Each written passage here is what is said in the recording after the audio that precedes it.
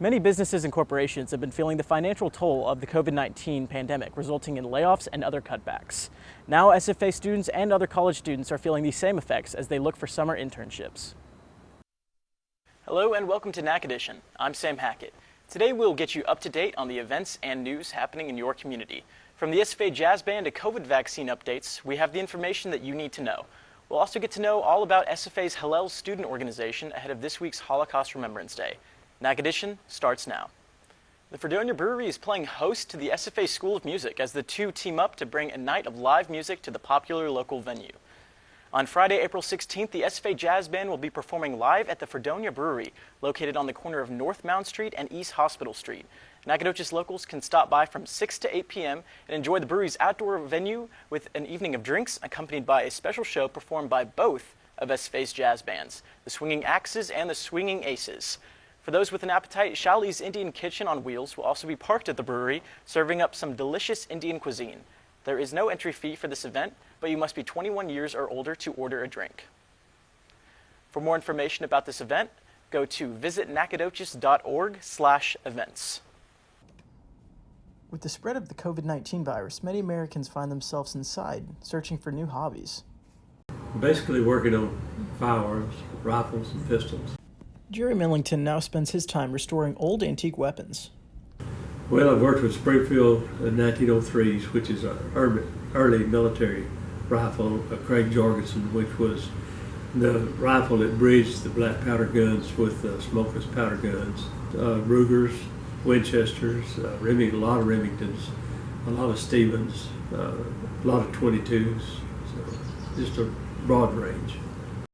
Millington retired from the police force in 2016, but says his interest in firearms started much sooner than that. I just grew up liking guns. I used to shoot my mother's clothespins off the clothespin lines, and I got in a lot of trouble for that, but I got to be pretty accurate with it, and I loved shooting guns, so I just grew up liking guns.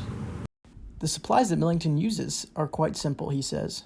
Well, basically, oil, transmission fluid to clean. There's a bore cleaner that you can use to take the rust off, rust remover, metal polish, and a lot of elbow grease, lots of elbow grease. Many of the weapons that Millington restores hold great historical value. Right, this particular one is a Japanese 6.5.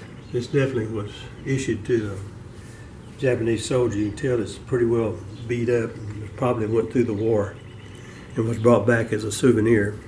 Still functions. Very, very reliable gun. So while stay-at-home orders stay in effect, Millington says he has his work cut out for him with these rifles.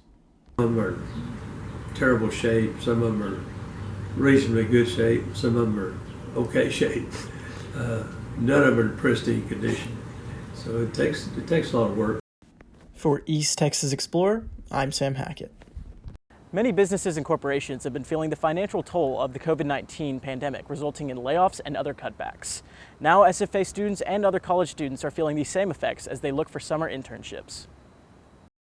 Many college students are struggling to find summer internships as the job market continues to be unstable.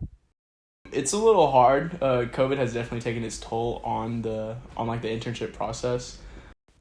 Students like senior accounting major Austin Olivas say that COVID has dried up many of the opportunities they would typically have. Finding employers, I think there's a scarcity of employment opportunities for just graduates right now. But there are resources for students who feel lost in the internship and job search, such as the Center for Career and Professional Development on the 3rd floor of the Rusk building. I would say the modality of the internships has changed a lot of times. Jamie Bolden is the director for the Center for Career and Professional Development and says the CCPD has many resources for students who feel stuck in their job search.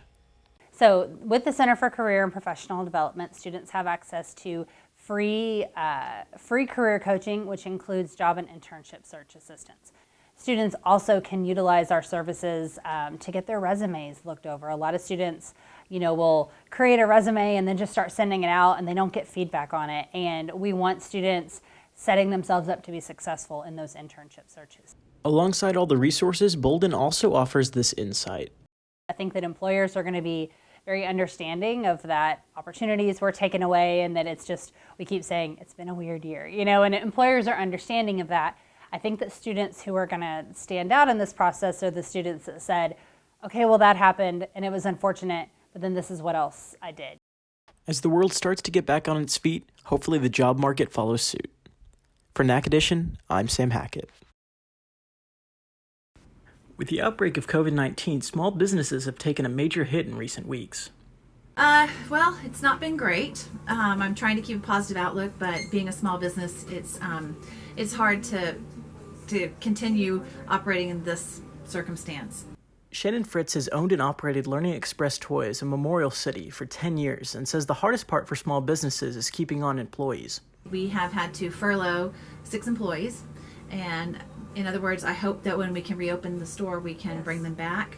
We are having to close our showroom, so we're not letting customers come in and shop.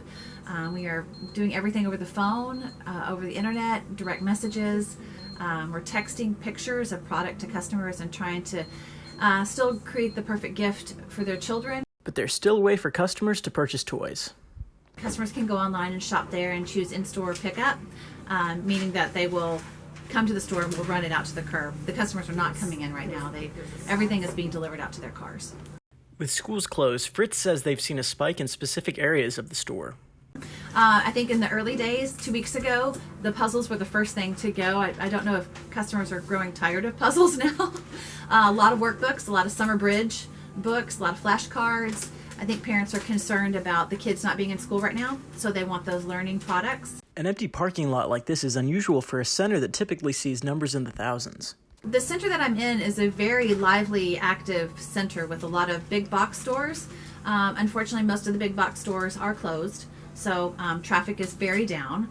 The weather is beautiful. Typically on a day like today, we would have the doors wide open, but that's just where we are. We have to have the doors locked right now, so it's changed. For East Texas Explorer, I'm Sam Hackett.